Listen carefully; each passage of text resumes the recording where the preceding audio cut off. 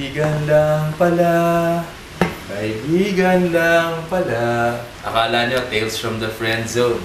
Pero ang tawag dito sa show na to, Tales from the Food Zone. Kung saan tuturuan namin kayong mga na-friend zone kung paano i-improve ang inyong mga sarili. Kasi hindi kayo marunong mag-basketball, hindi kayo marunong mag-gitara, at higit sa lahat, hindi kayo kasing pogi ko. Kaya kayo na-friend zone ngayon, ang paraan dyan ay ang pagluluto. At ang gagawin natin today ay isang recipe mula sa vlog ni Gwyneth Paltrow. Wala na si Gwyneth Paltrow. Siya yung nasa Seven, tsaka Batman. Ito yung vlog niya, Goop.com. Ito, hanapin nyo. Local pan-seared black grouper. Grouper. With local veggies. So, sa Pilipinas, mahirap maghanap ng grouper. Kaya ibang isda yung hinanap natin. Ito siya. Itong isda na to, tawag dito Dory. Kumbaga yan yung nasa Finding Nemo, yung kaibigan ni Nemo yan. Yung mga local veggies, okay, mayaman tayo dyan. Okra, also known as okra, pipino na sosyal, ang tawag zucchini, carrots, paborito ni Bugs Bunny, at paborito kong gulay, kino-compare sa legs, labanos. Ayon din sa vlog ni Gwyneth, kailangan natin ng soybean oil, tsaka ng white wine, mga kaibigan. Siyempre, wag natin kalimutan, dato puti, toyo mansi. Look at that! Ayan, no? Okay, sabi sa vlog ni Gwyneth, isi-sear na natin yung fish. At nandyan yung soybean oil. Kita nyo, mainit na siya. There you go! Beautiful! Okay. So, hintayin na natin mga 1 minute siguro. Babalik rin natin. Tapos yung kabilang side naman, isi-sear natin.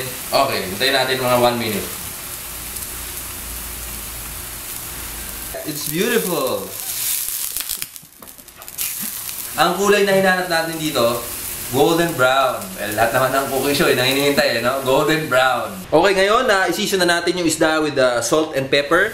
Takpan natin para mag-steam. Alright, ngayon nag-steam na yung ating fish. It's time for our white wine. Konti lang. Oh! Woo! Makukok siya sa white wine. Oh! Ah! Lagyan natin siya sa plate. Look at that! It's beautiful! Alright, since okay na yung fish natin ngayon, gawin naman natin yung gulay. Alright! Woo! Let's go! Yan, ganun lang yan. Yan. I think ready na siya para sa ating secret ingredient, ang ating dato puti, toyo mansi. So, kailangan natin mga ganyan kadami. Let's go! Beautiful! Look at that! Toyo mansi goodness. Amoy pa lang. Yummy na. O yan, tapos na, no? So, ang ganda ng vegetables natin. Kung iniisip nyo, pakita mo ha. Hindi po sunog yan. Ang tawag dyan ng mga chief caramelized. It's like an art. Look at that. Viola! Ready na ang ating local pan-seared fish with local vegetables. Ngayon, para magkatikiman at malaman natin kung ka-friendzone ba yung niluto natin.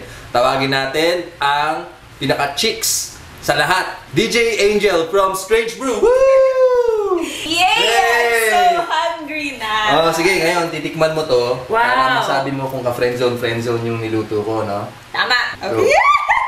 teka. Aray, nasasaktan ako! I-Instagram muna natin. Kumain. Instagram konti. Oh, smile. Okay. Oo. Wow! Alam ko, naghanap ka ng rice kasi alam ko kain construction ka, no? So, naman to, si Gwyneth Paltrow nag-isip nito. What's this? Yan ang vegetables. Local vegetables. Sarap! Grabe, no? Kita mo yung texture, tapos sumasabog sa mouth mo. Ang sarap eh. Yan. Masarap! Kitang-kita nyo naman. Enjoy na enjoy si DJ Angel sa niluto nating local pan-seared fish with local vegetables. Maraming salamat sa iyo, Gwyneth Paltrow. May natutunan na naman kaming bagong technique para makaiwas sa friend zone. Alam niyo naman ang kasabihan, a way through a woman's heart is through her tummy. Next week, ang i-discuss naman natin, basketball. Alright? See you soon. I'm Ramon Bautista. Na friend zone ka nga, busog ka naman.